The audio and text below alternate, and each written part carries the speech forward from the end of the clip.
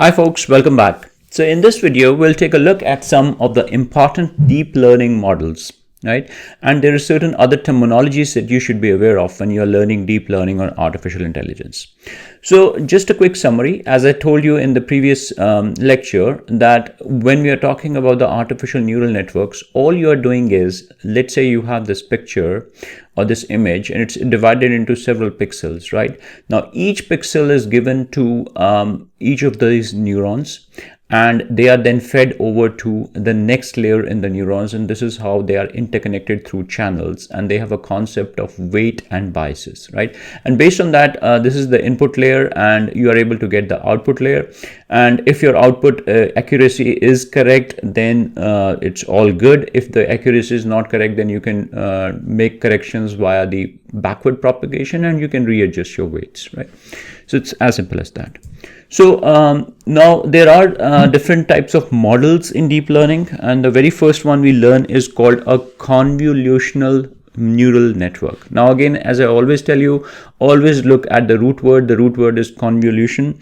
So if you study about convolution, is nothing but a simple English meaning is something with a lot of twists and turns, right? It's a convolution. Or even if you talk about in terms of mathematics, it says it's a mathematical way of combining two signals to form a third signal. But I would say you can think of it as, again, it's a deep learning methodology. Convolution is nothing but which is having a lot of twists and turns. So you have to go around several loops. You can think of that way. So convolutional neural networks are actually ideal for image and video processing. So as we saw, like, okay, you want to see whether it's a cat or a dog, you will actually consider a convolutional neural network, right? And it's the best example is image classification in social media platforms, as I said, distinguishing between a cat and a dog. Then the next one is recurrent neural network, again RNN. So recurrent is something which is repeating itself, right? Very important. Again, the root word is repeating. So if you see here that if the input, so here we are taking an example of how do you predict the tomorrow's stock price, right? So you give some input, and the input is based on yesterday's and today's stock price, right? So this is your input. Obviously, as we studied here, there's a concept of weights and biases. So these were kind of weights and these were biases. So same way, you are giving some weight and you have biases, and based on that you are getting the activation for this, right? Activation function you are getting. Now based on that you are actually getting your output. So the output is nothing but the predicted stock price for tomorrow, right? So this is what we call a recurrent neural network. So recurrent neural network is designed for sequential data such as time series or natural language as well. So again, something what we studied, if you have to predict the next word in a sentence with the auto completion feature, like let's say in my smartphone, if I'm writing how are, as soon as I write it would know that, okay, probably I'm going to say how are you with a question mark. So right, so this is what is an autocomplete feature within this. So it makes use of the recurrent neural network.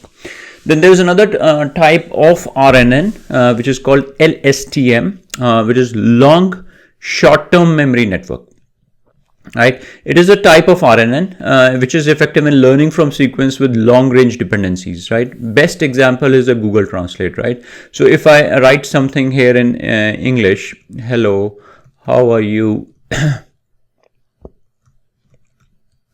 Right, so the translator is able to identify that this is English, and it can translate to some other language, whatever I give, let's say French, and even it can be used based on the translate by voice as well. So this is a perfect example of LSTM, which is used in machine translation services like Google Translate, right?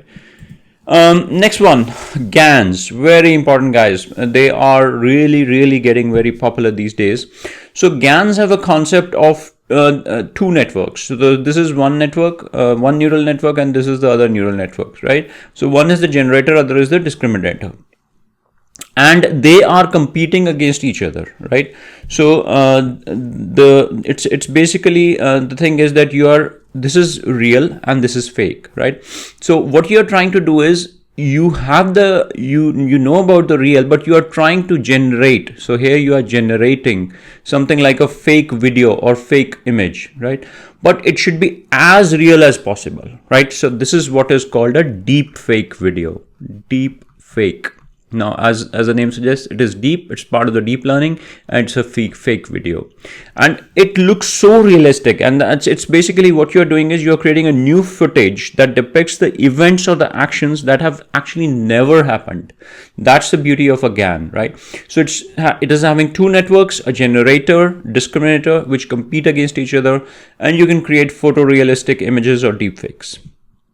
Then, very important, I would say, the heart and soul of Gen AI is a transformer model, right? So when we study Gen AI, which is becoming super hot these days, generative AI, the base or the heart and soul is transformer model. It is based on the self-attention mechanism for handling sequential data, and we'll look at transformer model in more detail in the next lecture. For the moment, you can think about it as it's the best example is OpenAI's GPT-3, right? You all know about ChatGPT and all. So ChatGPT-3 or GPT-3 for generating human-like text, right? In applications like chatbots or content creation, right? Simple. If you have to write a poem, right? If you have to write an essay, if you have to write a letter, right? All these are using the transformer models within GPT. So I think this was more of a lecture for getting some basic understanding. We haven't gone too deep dive because then it becomes really complex. But for the moment, you can just understand what deep learning models you should be aware of, like convolutional neural network, CNN, for image or video processing. Recurrent neural network, RNN, which is used for like predicting the stock price or predicting the next word in a sentence when something like an autocomplete. Then we have LSTM, which is long short-term memory network, used for more, you can say, Google Translate. Then we have concept of GANs, which is used for, the deepfake videos. And we have the transformer models, which is the base or heart and soul of the generative AI. So with this, we come to the end of the lecture. Thanks for watching.